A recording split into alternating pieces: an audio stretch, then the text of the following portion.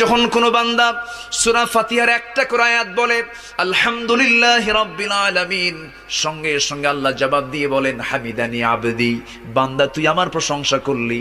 আর রহমানির রহিম যখন বলে আল্লাহ বলেন আসনা আলাইয়া আবদি। মালিক ইয়াউমিদ্দিন যখন বলে আল্লাহ বলেন মাজ্জাদানি আবদি।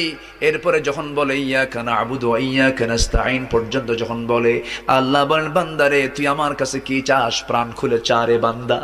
ইহদিনাস সিরাতাল মুস্তাকিম থেকে শুরু করে নিয়া ওয়ালাদ-দাল্লিন পর্যন্ত যখন বান্দা বলে তখন আল্লাহ বলেন বান্দা নামাজের মধ্যে এমন প্রেমের খেলা খেললি বান্দা, তুই যা চাইলি সব আমি আল্লাহ কবুল করলাম। ওই বান্দা যখন রুকুতে যায় আল্লাহ তখন অস্থির হন। ওই বান্দা যখন সিজদায় যাওয়ার জন্য প্রস্তুতি নাই, সমস্ত ফেরেশতাকে ডাক দিয়ে বলেন ও ফেরেশতারা, এই বান্দাগুলো আমাকে দেখলো না, রাসূলকে দেখলো না, কোরআনকে দেখে হাদিসকে বিশ্বাস করে আমাকে খুশি করার জন্য তার সবচেয়ে সম্মানজনক